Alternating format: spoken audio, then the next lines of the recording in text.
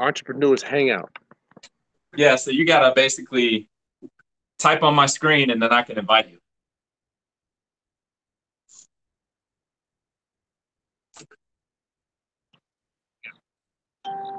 How's it going? How you doing, guys? Friday, end of the week, still hustling, trying to make it happen. Waiting on Chris Haskins to log in right now. We're going to talk about all these topics that we had listed.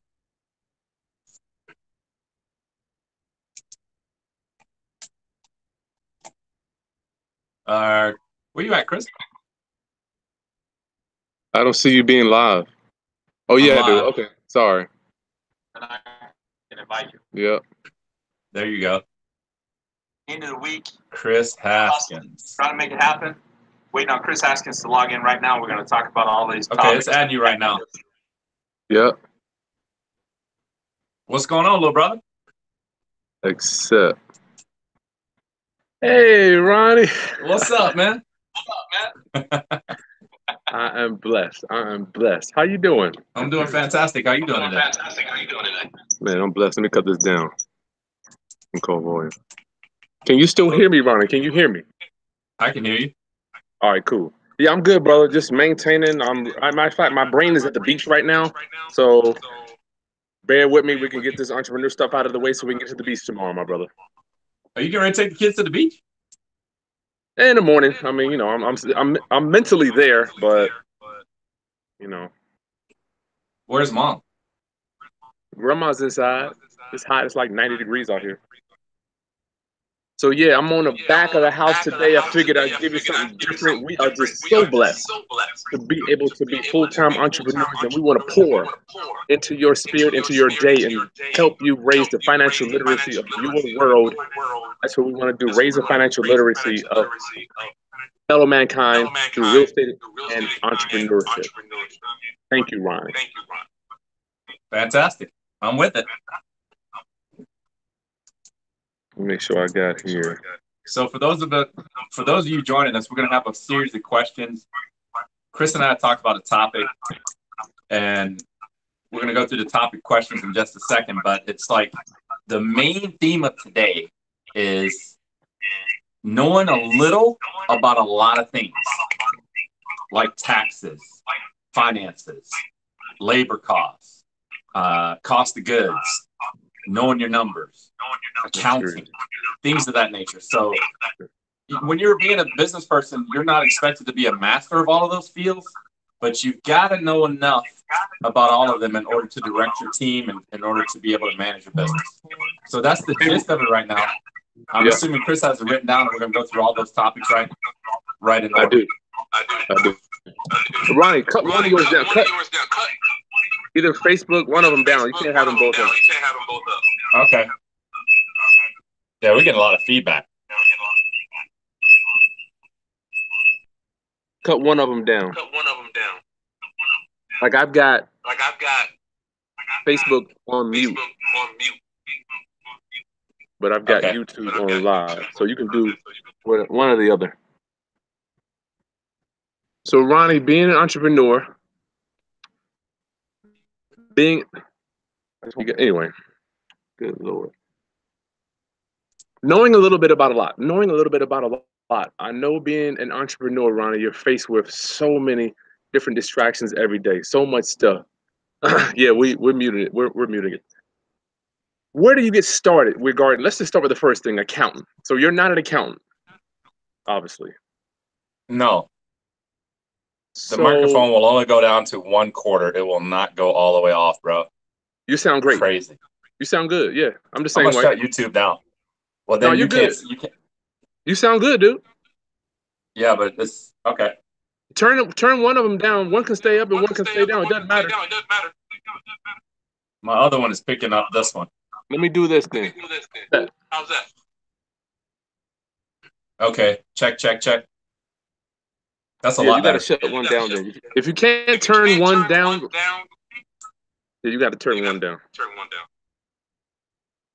Okay. Let me do this. This will get rid of it. I can. Want to put my headset back on? Yeah, we can try that, man. We probably should have tested this a lot before, but we keep running into these issues, and this is a new We'll keep running it. Okay. The topic for the topic for today was knowing a little bit about a lot. Good gracious. We gotta keep rolling, brother. We gotta keep rolling. We got 20 viewers right now. How do we know a little bit about a lot? Being a real estate guy and entrepreneur, you're walking in a world. You're walking in a world. You don't know shit about any what I don't know about. What do you don't know? Accounting. Let's just start with accounting, Ronnie. Yeah. How I was taught accounting was the IRS audited me back in 2005. Yeah. First lesson. I'm like, I don't know anything about accounting. Real quick. Tell me about how you got set up and where you learned. I got to know just a touch about accounting to keep my business straight. Okay. So, I would say probably about 15 years ago, I knew I wanted to have my accountant straight. I was working using different methods like QuickBooks or whatever the case may be to do the taxes. And I realized really quick that it was a full-time job. Nobody really likes to spend money. They like to make money, but they have a difficult time letting go of it. And I had read a long time ago that one of the biggest reasons why people go out of business is taxes. It's like number one or number two.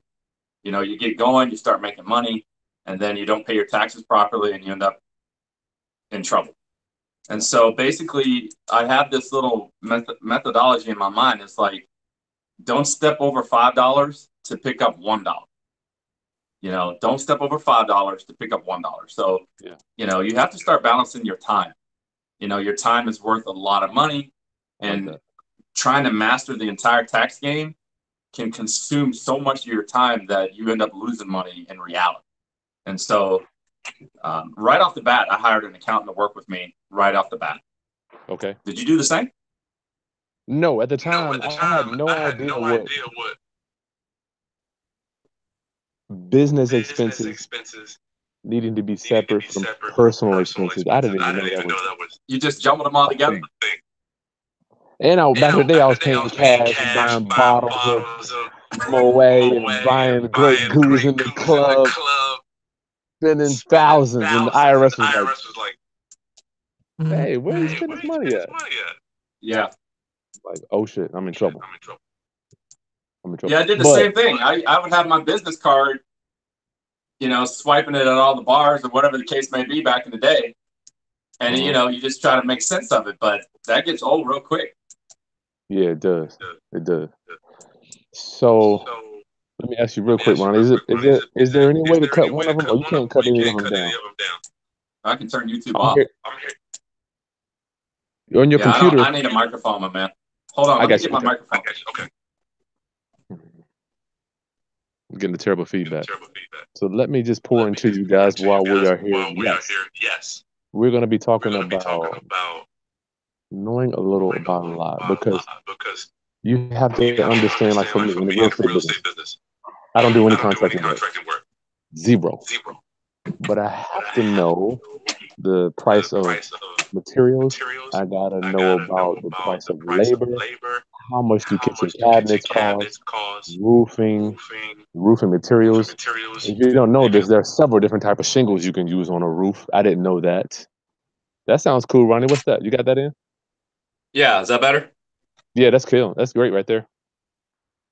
Just kill it. Yeah, you got to kill it. So, Ronnie, let's get down to materials and that part of the business. Materials, when I say materials, that could be for car, that could be office materials, that could be somebody that makes chairs, that could be somebody that makes shoes or whatever, Tell us about the philosophy of having to know something about how much materials cost. COGS. COGS. You have to know the cost of goods. You have to be skilled enough in your particular arena in order to be able to understand exactly what you should be making your payments on. And let's face it, one of the first things you should learn is the money is always made on the purchase. You follow me? You always make your money on the buy. You never make your money on the sale. So, the market will trick you into wanting to spend more money because you have this potential profit that you're going to make. But that's going outside of your paradigm, which is a whole nother video. But being able to understand the cost of what you're doing, when you're doing a rehab on a house or if you're buying an automobile. Like I bought a car today. Here's a good example. I bought a car. It's got some bumper damage. I can see it. It has a loose light in the back. It's a 2015. It only has 29,000 miles on it, but it needs a complete detail. The tires look decent. I can analyze that car within about 10 minutes and let you know exactly what I'm going to have to spend on it in order to know what my total cost of that vehicle is. So if you don't understand that, you have to learn and adapt and become better at that so that you can. I think I might have lost Chris. He's frozen.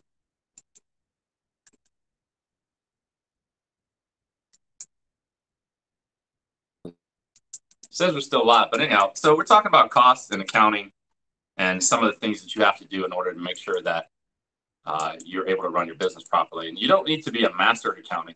You don't need to be a master at um, labor costs. You don't need to be a master at finance, which is forecasting those numbers. But you definitely need to know a little bit about all of it.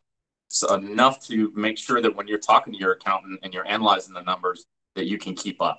That way, you can promote your business and grow your business efficiently without always being mired in, the cost of the lumber that you're buying this month or tire repair costs or whatever the case may be. But you do need to have to know a little bit about it. So this has been crazy because I lost Chris altogether. I'm trying to get him back on the screen and I can't find him, guys. So bear with me. We'll see if we can get Chris back.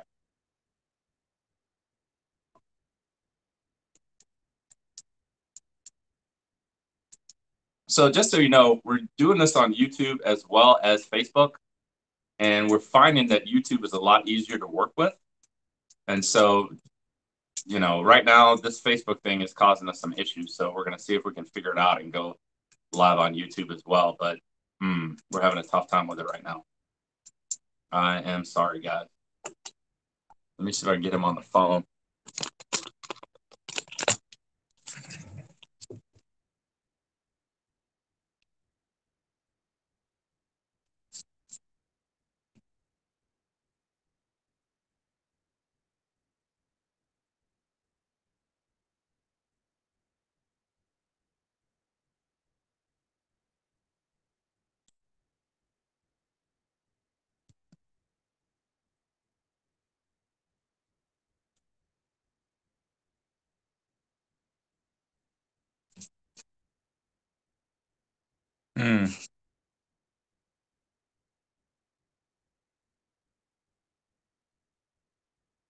Boy, this might be the worst technical difficulty we've had all day.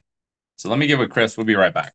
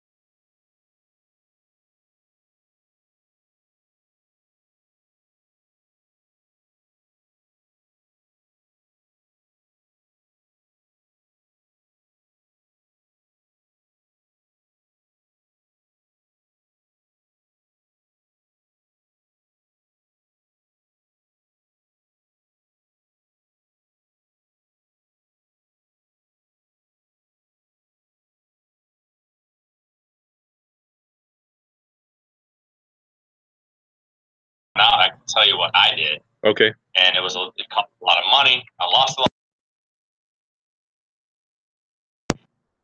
So over time, you become a bit of a master at what the cost of goods. Yes. Yeah. And here's one of the major things you can do, guys. Get people around you that are better than you. So go talk to a body shop and find out what bumpers cost to paint. Or go to Home Depot and ask them how much the lumber is going to cost. You can't just guess. You can't just Google it. You know, it's good to have people around you that are more powerful mentally than you are, so they can give you the right answer. Ron LeGrand says you can't do a WAG, a wild ass guess. I think we've all been there. We've all been there. Why can I ended up being later on. Huh? I did that recently. I took this car on trade in. Check this out.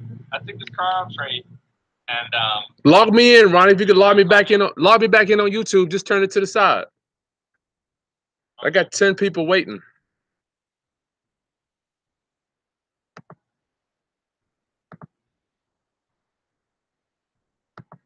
You can just pause it. Yeah.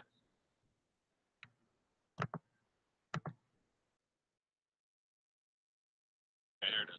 All right. So good.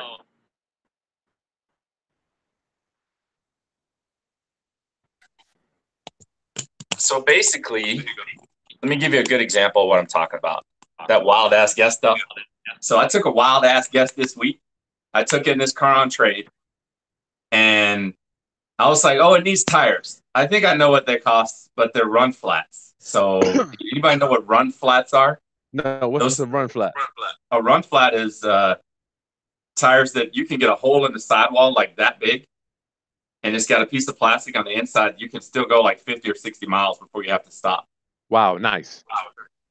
Man, we're having this feedback stuff. So I thought, okay, I'll put tires in the car for like $700. Long story short, it's going to cost like $1,500 to get it done.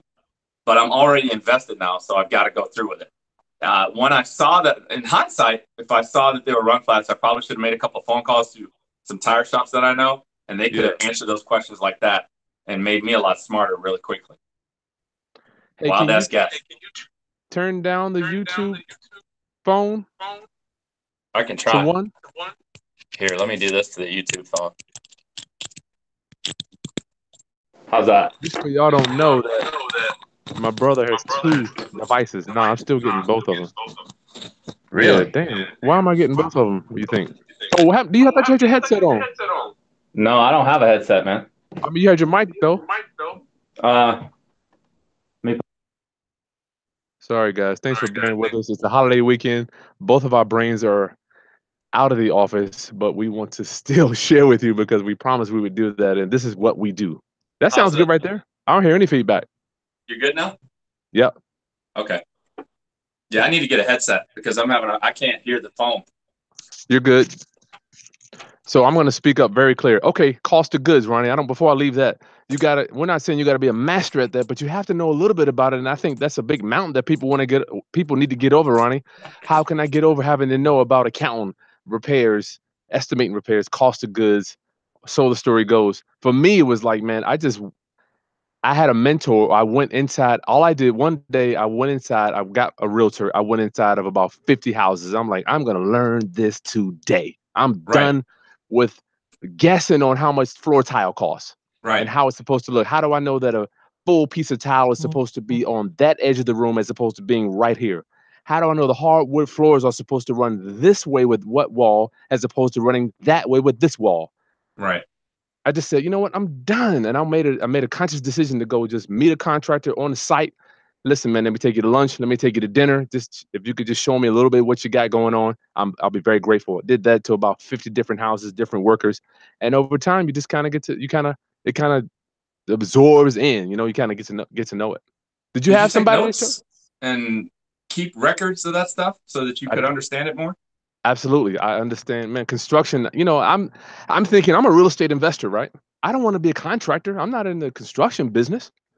But in reality, we are in the construction business, So I don't know. It's almost like we're in multiple businesses, right?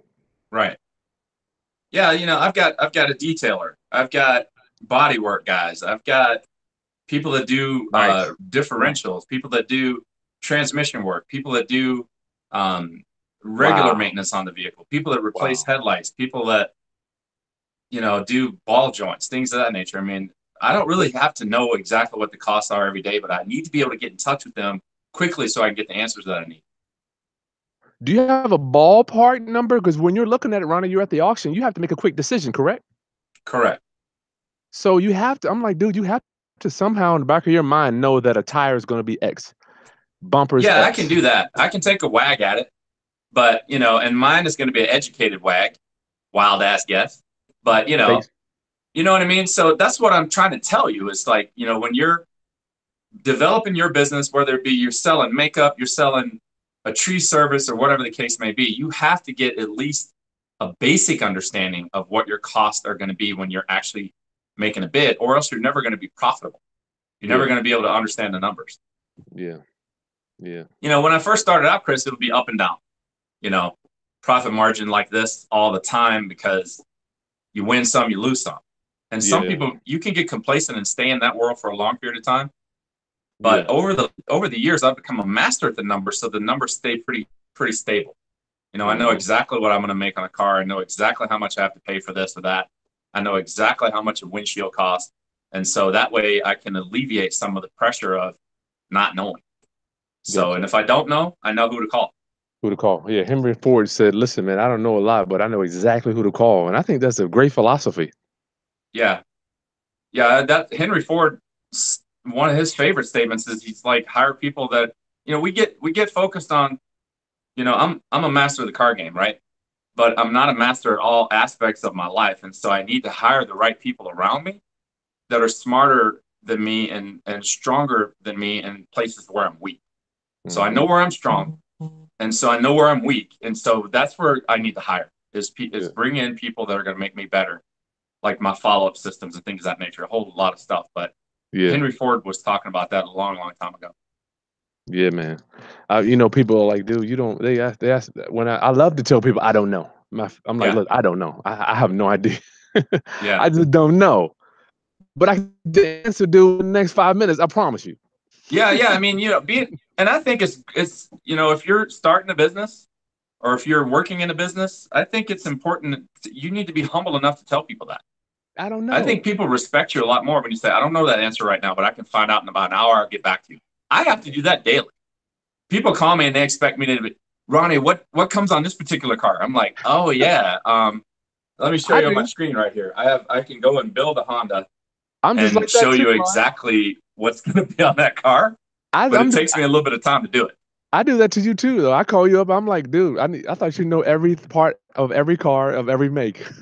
You do that to me. And I'm like, I'm sitting there typing. I'm like, hold on, Chris, let me tell you the answer. Uh, yeah, that one comes with leather. I mean, I'm not lying to you. It just takes me a minute to look up the information. I know where to go to get the answers. Good. Nice, nice. All right. So, in your walks regarding entrepreneurs, tell me a little bit about I guess we talked about the material side. How about labor? Is it materials and labor? Are they two different things on your business or are they put together?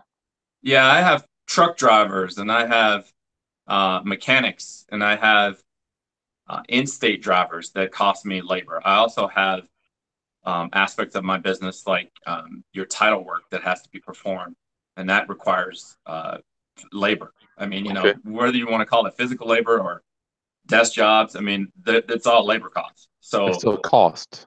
that's part of the fixed cost. So in your business, you're going to have fixed costs and you're going to have variable costs. And it's important to Nice. really get a grip on your fixed Nice. costs because your fixed costs, you can start to forecast. And let me just explain this to you. So write this down. Accounting is counting up the money at the end of the month. Finance is forecasting where you're going. So You at the told me this beginning of the month, you want to look at your finances. And so that particular department will tell you, I need to sell this many cars in order to project how much profit you're going to make. At the end of the month, that's when you do the accounting and you can count back through your cost of goods sold and basically your fixed costs, and you can determine exactly how much profit you made.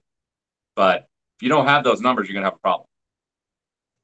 Let's move on, Ronnie, to the and guys, please put your questions in the either the YouTube or the Facebook live feed. Put the questions in and your city so we know where the hell you are in the world.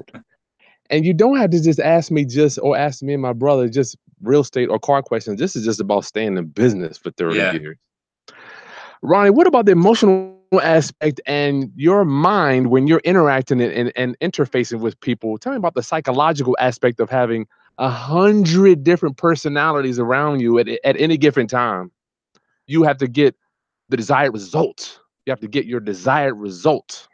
You know, that's a great question, man. I have spent years working on psychology items because you have to deal with so many personalities. I have had disc assessments ran on me. I got a file this thick by a lady in town named Kelly Eikenberry.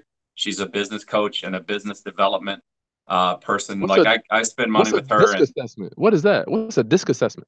DISC, it's an acronym for driver is the D. Like you could be a D or a type A personality. So D would be driver, I is inspirational. I'm an ID. So basically I'm actually an IS. So but basically inspirational. I mean, like if you get me inspired, I'll give you 150%. Then you have S, which I forgot exactly what that actual letter stands for. Then you have C, which is typically your engineers, critical thinkers. They require a lot of data information in order to make a decision. It's all about decision making and how you process information. And we all fall in there, in that assessment somewhere. And Mm-hmm. so I highly recommend that people actually find out where they stand, and what particular people you work good with. Nice. But you have to be able to quickly understand who you're talking to. Like when I'm talking to Chris, I can tell that he's more likely you're an information guy. You read a lot, you write a lot, so you're probably a C and definitely a D because you like things done your way, and you got some of that in you. But Oh Lord. basically, you got to be able to assess that with your clients. That psychological thing is a huge deal, Chris. Do you run into that in the housing industry? Yeah, well, most of the contractors I deal with, they're crazy anyway, or they wouldn't even be in the contracting business. It requires you to be crazy. Well, I'm saying most of them, generally speaking, I have done some contracting work in my career, and every time I've either busted my knuckle or I got bloody hands or I got pain in my face. In order for you to come home at night and do that, you gotta have, a specific type of thinking. But sometimes they might have some type of substance abuse. I'm not saying they all do, but it comes with the line of work. So do mechanics, right? I mean, I don't know the mechanic. They don't want to have to get greasy and be on their car every day. I mean, who would really wake up in the morning and want to do that? I don't know. I mean, some people do. I was a mechanic for 8 years. Uh, No, I'm not saying it's bad or good. I'm just saying who wakes up and says I want to get dirty and greasy and break my knuckles and go get paint in my face every day. That's all. You'd be surprised, man. Some people love it. Yeah, you're right. You're right. I'll give it to them. But I'm just saying the different in my line of work where I've seen a lot of it could be some substance abuse in that world. And for instance, the other day, in matter of fact, even dealing with my residents, my tenants, all of them want something out of us. So we have to, my mentality is I always when I meet somebody I'm new, I'm like, what can I pour into you? What can I pour into you to make you better? How can I leave this relationship better? It's so crazy. When I meet new people or even when I'm dealing with all my people I deal with, what can I do to make you better? Jim Rohn says three things. What does it say? The first thing is I want to meet every person I meet, I want to leave them better. Every place I go, I want to leave it better. It was two. Every place I go, I want to leave it better, and every person I meet, I want to leave it better. So I'm like, dude, if somebody's coming up to me crazy, I'll tell you the guy that makes my t-shirts, Ronnie. The guy, there's different philosophies and everything. It was real challenging to meet with him. But it's like I have to focus on how can I make them better, make their lives better and easier. Is everybody you work with crazy? Not everybody, Ronnie, but I'm telling you, it's rough. It's challenging for me, brother. Maybe it's me. Maybe I'm the common denominator here. Uh-oh. That's a tough realization there. You know who loves me though? My lenders and my bankers. We always get along. Hey, Really? ask grandma. Yeah, you guys, why don't you go ahead? This is my daughter, Okay. everybody. Let's say hi to her. Lord God. We're home with daddy daycare. Home with daddy daycare. Well, So, do you have to do that, Ronnie? Are you not dealing with people that are, different capacities and different levels of awareness? I am dealing with it on a daily basis. I Okay. mean, it's like, I sit down with hundreds and hundreds of people, and Clients and they what else? all have their own personality traits. And so you can't just talk to people like dad talked to us. Remember how dad talked to us? It's one way. One way. There was no other way to peel a banana. There was no other way to wash the car. There was no other way to cut the grass. The grass had to be cut north, south, whatever. I mean, there was no other way to finish the job. Yeah. And I thought that was reality. But, when you Me run into too. people, especially doing business, they all have different motivators, different Philosophy. types of things. Let me give you a great example. I can't talk to you, Chris. Like if you walked in today with those two girls, immediately I'm not going to talk to you about how fast the car goes and how quickly it can get to 60 miles an hour when you got two little girls running around. You understand? It's Yeah. much more important to talk to you about, are you looking for safety features, Chris, to Wow. protect your daughters? Child seat Nice. anchors, things of that nature, airbags, stuff like Airbag. that, analog brakes.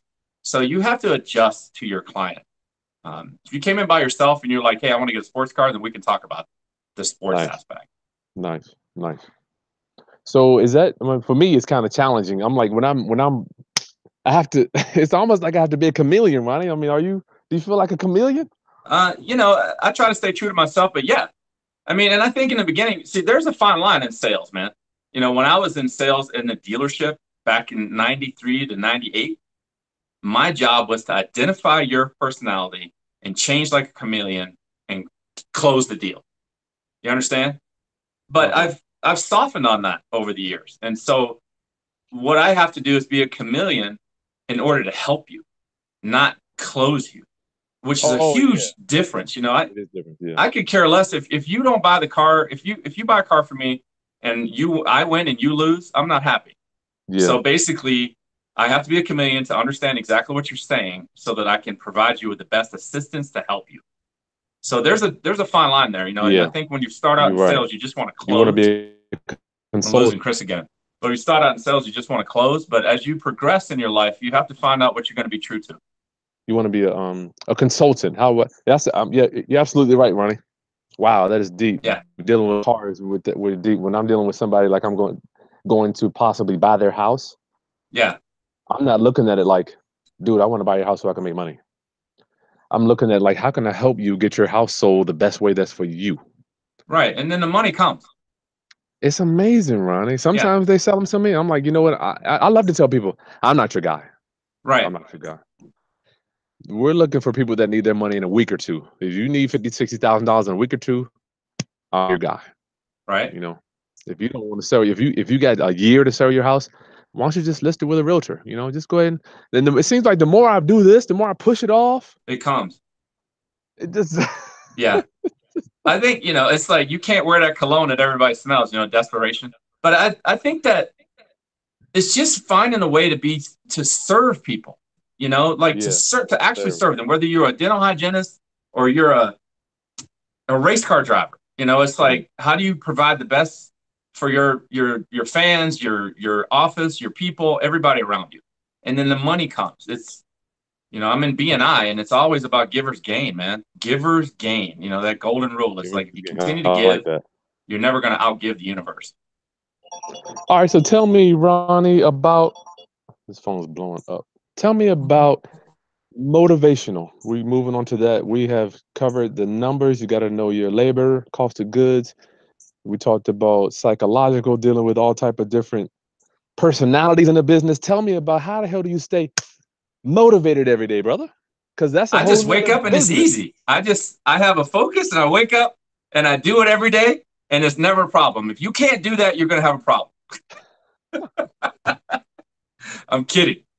Man, dude, I get complacent. Like, business goes really well, and I just take my foot off the gas, because I'm human, and sometimes I get up in the morning and I'm just not feeling it. I'm just not feeling like talking to another customer, answering the phone for a vendor. buying another car, doing whatever. I just it's real taxing. Luckily, I love it, and I've learned that when I feel that way, Chris, one of the main things that I do is disconnect from it. Let it go. What do you mean Set it disconnect? down. Put it aside. Sometimes you've just done all you can do today, and you need to come back at it tomorrow. Hmm. And here's another thing I'll tell you. There's a lot of aspects of this business that I'm in, and any business you're in can be completely overwhelming. And so when I find that I'm having a hard time pushing that ball up the hill, I will stop and work on little aspects of the business. Like, wow, I haven't updated my Facebook page in a while. Maybe I'll just work on that today.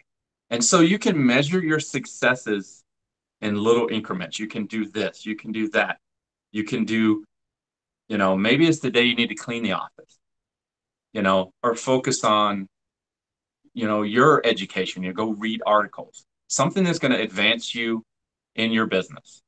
It doesn't Yes. always have to be pushing that ball up the hill, which it can feel like quite often. Does that make any Oh, sense? Lord. Yeah, that big time. The power of one. Maybe we'll do one on the power of one. And for me, it's like I think I might have told you before. Every day I wake up, for my viewers, guys. I know you guys may think that I'm out here willing and dealing and spending money and buying and flipping houses, rental property. It looks like that on every self. Chris, you are a real estate investor. This is what you do. This is what they do. Get up, get at it. Yeah. Chris, you are an author. Authors write every day. They write books. That's what they do. So it's kind of like, man, I'm like, am I one of them shits or am I not? Am I one or not? So it's like every morning I'm waking up, I'm like, Chris, this is what you do. If you want to, I remember listening to Dan Kennedy. He's like, listen, if you want to do what the wealthy got, do what they do. Go write a book. Yeah. That was about 10 years ago. I'm like, let me do that. So it's kind of like, if you know what the wealthy do, I think that's what we need though, Ronnie. We don't have good role models, brother. I didn't get good role models until about 2003. And I was following the music industry people, which is a destruction. It's real fickle. It's just destructive lifestyle. You got the drinking, drugging, sexing, and all that. It's just so I didn't have good role models until I got into the real estate business, and I saw people that their lives were productive. I didn't even know the difference between destructive and productive. I had no idea that you could have a destructive lifestyle or a productive lifestyle. I didn't even know it. I didn't discern the difference. So basically, you're saying that the music industry was destructive. Do you find that the real estate industry is more in line with building wealth long term? Well, I think every industry can be different for different people from their standpoint or their vantage point where they're looking at it. For me, the music industry was destructive because if you don't have another song coming out, your publishing's going down. You're always trying to get a song placed. You're always looking for the next hit. And in order to do that, you got to have a lot of energy. And Jay-Z and Beyonce, which I took a meeting one time right after them, they got 100 songs they're cranking out. And you're Chris Haskins walking in behind them. They're like, yeah, let me listen to that. Hold on. Okay, yeah, nice meeting you. Nice meeting you. And Wow. it's like, yeah, I did a whole video about that. I walked in a meeting after Beyonce one time, dude, and I'm like, this was back in '02, before she was who she is now. Destiny's Child. Yeah, she was still with them, but people don't tell you they still write music, Ronnie. They're Yeah. writing, all the shit you hear on the radio. They're writing all this Jay-Z and Pharrell. They're writing all this stuff, but you don't know. And I was Yeah. signed to I was under EMI, which EMI had Jay-Z and Pharrell. I didn't know that I was coming in after them. I'm like, I can't compete. So Right. that was like with the music business. These guys have teams, Ronnie. They have teams. Dude, Pharrell has a house with writers and producers that live in the house and crank out songs all day. So I Really? couldn't compete with that. Yeah, yeah. They live in Virginia Beach. Hovercraft. Please don't make me get into that stuff. But Okay. with that, I wanted to tell you that the music business for me, in order to compete with that, you're doing this. You're sniffing, you're shooting, you're drinking, because you can't compete. If you're the one or two guys that 100,000 is no money. If you're making that, and you're traveling, then you're competing with the big guys. You're on drugs. You Wow. know? Yeah, man. That's tough. That's tough to swallow. It So is tough. It's tough. so let's talk about the mentor. So like that's something that has helped you tremendously in your life? Like you often mention TD Jakes and you mention Jim Rome, stuff like that. But like I got a mentor too, like a long time ago. The guy was older than me. He made much more money than me. You know, like I try to surround myself with people that are doing better than me. And that way I can pick up some pieces and learn and watch their tendencies and try to emulate what they're doing and pick up the lessons that I need to learn so that I don't have to spend Yeah. years learning the lessons. They've already learned them. And so when I can get hooked up with a Yeah. good mentor, then they can help speed up my education. You understand? Well, I think for me, it was kind of like I knew that the people that I wanted to be with, outs, they were up here, and I was like, figuratively, not literally, I was flying down here. Right? Huh? I'm flying down here, they're flying up there. So you can't come up to them and say, "Hey, dude, teach me what you know." They don't give a crap about you. You know, they don't care about you. One thing I did, I found out where the guy liked to eat. That was one thing. I'm like, the guy likes to eat here. I would show the hell up. Right? I would show up. Lonnie Scruggs, he always ate at Silver Diner. Dude, you walk in there, he had his own table. The guy was Right? he owned four mobile home parks. He owned the entire park, dog. What did I'm you like, say to him when you walked on him? Did you stalk? Did you say, "Hey, I stalked you down and I want to talk to you"? I'm like, listen, he would eat at Silver Diner in Virginia Beach on Bonnie Road. Oh Lord. Well, he would come to our local real. We have like a BNI for real estate investors. It's called your local Right? RIA. If you're a real estate investor, you need to join your local RIA, your local Real Estate Investors Association. There's every county in the country, or go to Meetup and join that. Well, I saw him there, and I'm like, listen, I just want to get to know you a little bit. Can I take you for a coffee, or can I take you to dinner or lunch? And that's where it started. He was like, well, you can't take me to lunch, but I'm here. I'll eat lunch here every. I think he might eat there every day. He's like, I'm here. I eat lunch at Silver Diner every day at 12 o'clock. Wow. Yep. So Ronnie Scruggs, man, I'd show up there and I'd try. He never let me pay. I'd always try to pay. He'd pay and Really? develop a relationship, man. I remember he told me, he So said, Chris, tell the this. viewers what you learned from that. What did you learn from talking to him? How long? How many times did you do that, and what did you learn from? Oh man, I can't get into that. That would that would take weeks. But the main thing I learned from him is the main thing I learned from Ronnie, Lonnie, the biggest thing I learned, we got 24 viewers. You guys are getting ready to get some gold. The biggest thing he said, Chris, let me tell you something. I'm gonna show you something that should be illegal. I'm gonna show you something that should be illegal. You need to set up your self-directed Roth IRA today. You need to set it up. That was one of the first things he told me, Ronnie. And I didn't know what the hell it was. I went out there, opened up a Roth IRA. Today, I'm buying and selling houses in my Roth IRA, but back then, I didn't even know what to do. You So be your own bank, I'm my own bank now, yeah, and I'm other people's right? banks too. But at the time, I'm like, when an old rich white man says something, I'm like, shit, man, I'm on it. I'm on it. It helped you. Yeah, man. Yeah, him. Okay. Well, I don't have the list in front of us. What's the next thing on the list you want to talk about? That was it. Well, tell me about your mentor so we can get up out of here. Okay. So I have a mentor. This guy, one of the major lessons he told me was, how to set up your day. Hang on a second. Yeah, Let me grab this. we're gonna be doing cast questions. It's only a few questions, but we'll get to Yeah, King this guy's David. name is Karsten, and he came up with this thing right here. Okay. And it was like, you know, What is it? people, process, and product or Oh, service. that's from the Prophet. Yeah, the Prophet has that too. Yeah, but this was like, so like back when I was just a one-man band, I'm talking to Karsten and I'm like, man, what's your secret? Because at that point in time, he was just selling so many houses and just killing it. And he was like, look, I'm going to tell you, kid. He said, people that have malicious intentions, like they want to go hurt people and take money and scam people and do things, if they follow simple rules of prospecting, follow up, they will be successful. And I was like, you kidding me? I'm not malicious, neither are you. But have you ever seen a guy that or a girl that and that, man, I wouldn't do business with them, but they just keep killing it? Yeah, You know what I'm talking about, Chris? I do. So he came up with this prospecting thing, man. It's just you've got to get up and eat your vegetables. You got to go prospect every day. And so some form of fashion. Now with all the technology we have, you have no excuse. You can do emails. You can do automated emails. So I mean, there's all different types of things you can do. But that was one of the biggest things that I learned from him was Nice. consistency. Either you're consistent or you're non-existent. Let's get to the couple questions, brother. Okay, man. Get out of here. All right, King David. What up, my brother? What up, King David? How are you doing, Ronnie and Chris? What up? Okay, that's right. We got our real estate questions. OM Jesus. I don't mind doing real estate today. We're more focused on entrepreneur stuff, but I will do real estate. You're the You real from estate Greensboro? king, Chris. I'm blessed. I'm nothing but God. Nothing but God. The Greensboro, North Carolina. I was curious. What do you think about doing a rent to own that has a tenant already, and could I wholesale that deal?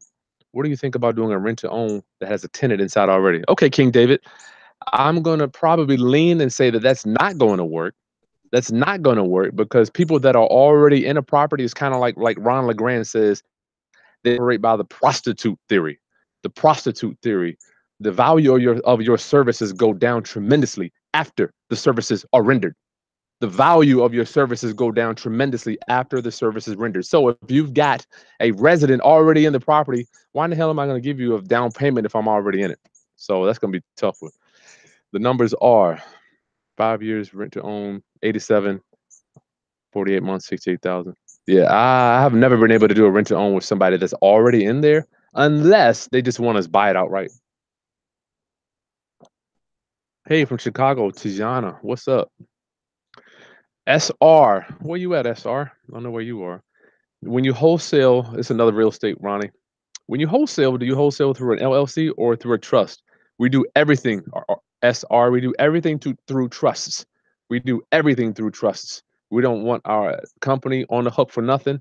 And God forbid, I don't know, you better not be putting your personal name for anything. We don't do that anything. Ronnie, do when you do your deals, are you doing them in your personal name? No, sir. No, no. My business is an LLC taxed as an S corp. So basically, I work for my company, and so when we purchase cars, it's all purchased through the business. Good. We don't buy anything with private money. Well, see, the thing is here with real estate is different. Let me ask you, Ronnie, you can title a car in a entity other than an LLC. You can put a car in a trust as well, right? Just for ownership. I do it for people all the time. I've got a client right now that's buying, he's buying a personal car for himself in his trust name. That I way, like him. they won't have any issues if they both pass away. The kid is set up to be directed by that trust if they both die. So, What is and if they get sued or whatever, it's very difficult to get at that trust. there you go, trust. So, well, guys, with any asset, man, I mean, I gotta say this, and I say this lovingly. What idiot would own a 6 or 7 figure asset? And I didn't create this. Ron LeGrand says, what idiot would own a 6 or 7 figure asset in their personal name? You can take it how you want. All right, wisdom, and even if you had to buy it in your house in your personal name, you can always deed it out of your house and keep making the mortgage payments. You can put it in a trust that, like, we own all of our houses. Even my personal house is in a trust. Have you ever had a title company or closing attorney? Oh, I'm sorry, Jamal Thomas. Jamal Thomas, what up, dog?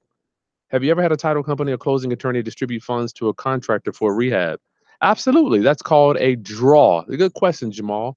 He wants to know, do the title company distribute funds? Yes. Sometimes our lenders, say if a lender doesn't really know me that well, I would say, listen, matter of fact, I don't want people to trust me at all. Don't trust me at all. Trust the deal. Yeah. Trust the deal and the numbers. If I die today, your money is insulated by the equity in the house or the car, right? Right. Exactly.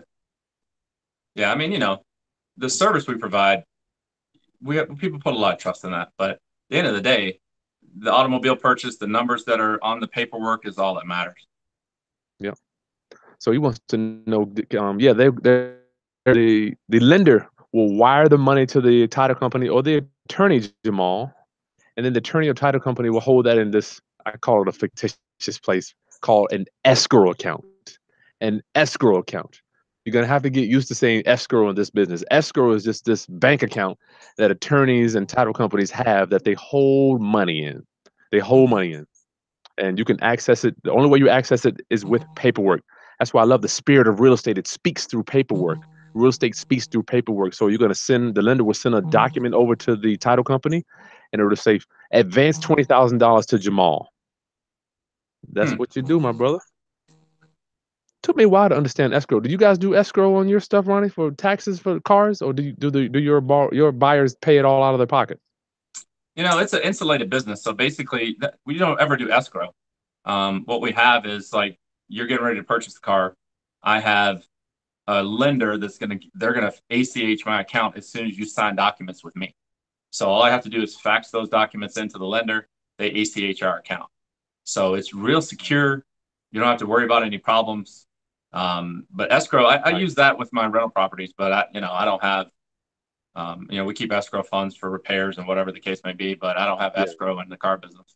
Yes. Thank goodness. My brother is also a real estate guy. I love it. No matter what business you're in, it comes back to the real estate. You got to have real estate in your portfolio, right? It never goes to zero.